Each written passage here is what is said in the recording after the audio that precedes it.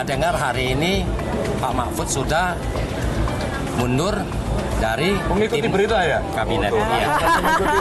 Luar biasa ya Pak. Saya rasa itu sangat bagus. Berarti beliau tidak mau menggunakan fasilitas negara. Ya. Ya, saya kira beliau adalah pendekar hukum.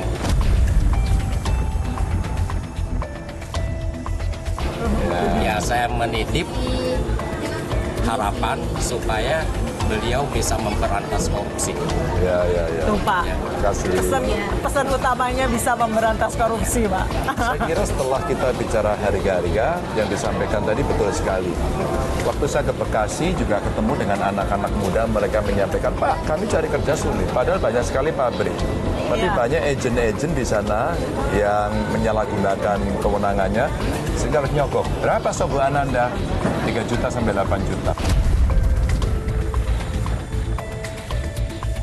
Padahal kerjanya belum tentu ya Pak ya? Itu kerjaan di swasta loh padahal. Maka sebenarnya pemerintah daerah juga bisa menginisiasi atau pemerintah menginisiasi untuk menertibkan itu. Ketika laporan masyarakat sudah ada. Yang berikutnya tentu persis seperti disampaikan. Rakyat kecil pun ternyata hari ini sadar betul bahwa pemerintah itu harus bersih dan melayani sikap korupsi. Anti KKN. Tidak kolusi, tidak korupsi, tidak nepotis. Suara dari rakyat. Betul. Kalau itu bisa berjalan, rasa-rasanya orang akan bisa mendapatkan pekerjaan nggak terlalu sulit karena apa? Semua berada pada ruang yang fair, tanpa nepotis dan tanpa kolusi. Itu yang sebenarnya jadi harapan. Maka harapan beliau tadi betul bahwa sikaplah KKN. Saya kira itu suara yang paling dalam dari rakyat. Sampai ke akar-akar. Dan saya ketemu suara-suara ini dari tempat-tempat lain juga. Pak Mahfud, saya hormat dan apresiasi tinggi-tingginya. Pak Mahfud luar biasa. Satu pelajaran yang baik adalah Pak Mahfud sadar betul konflik of interest itu potensial bisa terjadi. Ya. Saya bangga karena beliau mencoba untuk menghindari adanya konflik of interest. Dan ini melalui proses yang sangat panjang. Maka begitu kemarin kami berbicara, berkomunikasi, dan saya statement, ramelah cerita. Wah, Pak Ganjar, statementnya Pak Mahfud minta mundur. Pak Mahfud gimana? Oh, saya sama Mas Ganjar. Karena kami sudah pernah berbincang. Kami hanya butuh timing dan waktu. Dan Pak Mahfud hari ini menepati janji itu. Apakah yang lain para kandidat akan mengikuti? Ini cerita integritas.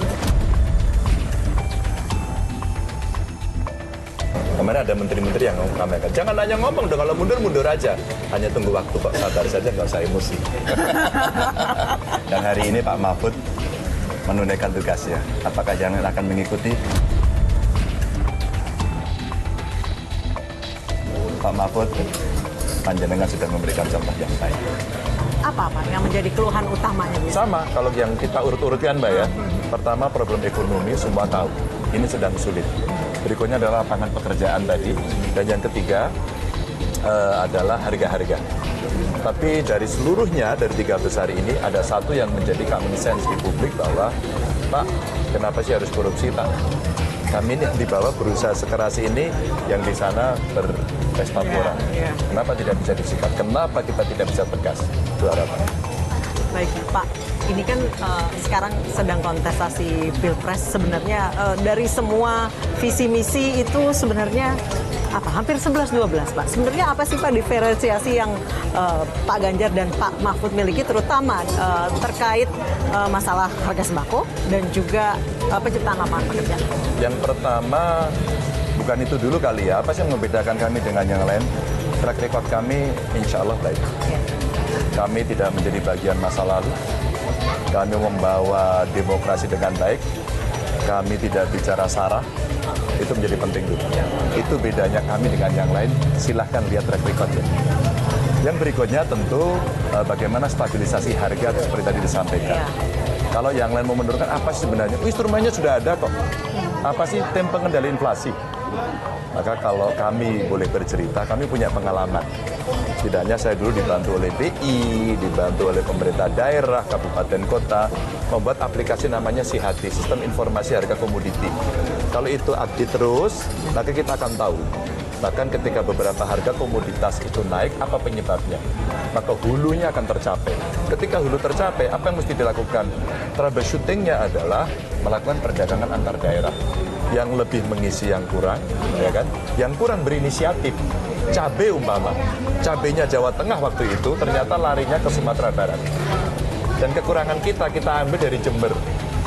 Tapi itu menjadi refleks perdagangan di antara mereka karena mereka peduli, mereka mengerti dan sumber dayanya ada. Mbak, produk-produk pertanian kita kan kita sudah tahu adanya di mana. Beras umpama, saya kira Jawa, Sumatera, beberapa Sumatera ya.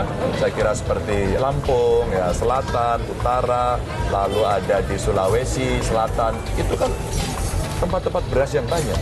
Yang kurang-kurang mana? Kalimantan Tengah umpama. Itu sudah berdagang dengan Jawa Tengah karena pulaunya berhadapan-hadapan. Udah provinsi to provinsi langsung ya Pak ya? Udah, itulah perdagangan antar daerah yang mesti didorong. Maka stabilisasi harganya seperti itu. Yang membedakan itu dan yang membedakan berikutnya dari sisi mimpi kita terhadap masa depan adalah pemerintah ini mesti bersih melayani. Kalau hari ini Indonesia maju, maka kita harus berani dengan crash program untuk Indonesianya unggul dan dilakukan dengan cepat. Crash program. Gitu kira-kira. Nah, untuk lapangan pekerjaan Pak, 2030 Indonesia akan punya banyak bonus demografi. Betul. Tapi di tahun 2024 aja mau masuk pabrik di swasta pula mesti nyogok. Ya, untuk kerja. Untuk kerja. Itu gimana Pak? Cara untuk menciptakan lapangan kerja supaya fair untuk semua. Satu, investasi mesti ease of doing business. Mereka digampangkan. Maka bagaimana cara menggampangkan? Pelayannya harus bekerja dengan baik. Siapa pelayan itu? Kami, pemerintah. Beliau tadi sampaikan, sikat Pak korupsinya. Usaha gampang, tidak ada pungli, tidak dikorupsi, dipermudah oleh pemerintah. Satu ruang. Ruang ini yang dipakai mereka untuk bisa bekerja. Tapi mereka siapa? Angkatan tenaga kerja inilah yang disiapkan dengan crash program lagi. Sekolah yang mampu untuk bisa menyerap tenaga kerja, sehingga nanti kalau orang masuk upah minimum, setidaknya mereka skilled labor. Boleh di dalam negeri, boleh keluar. Tapi harus terdidik, terlatih, berpendidikan. Apa? Sekolah vokasi. Pak Ganjar punya praktek. Saya punya sekolah namanya SMK Jateng. Khusus untuk orang miskin. 3 tahun mereka sekolah, tahun keempat sudah dipastikan mereka bekerja. Karena sekolahnya didesain bekerja sama bermitra dengan industri. Teaching industrinya di sini. Yang mencarikan siapa? Kita. Perbayangkan Mbak, kalau semua dari sekolah itu kita ciptakan dan mereka punya partnering dengan industri, maka kita akan tahu. Sehingga kurikulum pun kita bertanya pada industrinya. Butuhnya apa nih Pak? Butuhnya apa? Bukan kami mencetak ini, mau nggak? Ya, tidak sesuai spek. Latihan lagi, lama lagi. Kenapa? Teaching industrinya tidak sekaligus semacam in-house. Sehingga sekarang ini sekolah langsung bermitra, mungkin sekian yang terbaik langsung diserap. Ini program-program yang ada, termasuk saya titipkan agar kebijakan ini juga mengentaskan kemiskinan. Maka kenapa saya cari dari keluarga miskin bisa sekolah. Inilah yang mau kita tingkatkan nanti.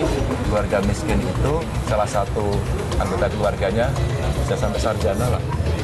Meskipun ada yang protes Mbak, sarjana juga banyak nganggur, Pak, kamu diploma aja. Oke, diploma, pokoknya kamu mesti sekolah.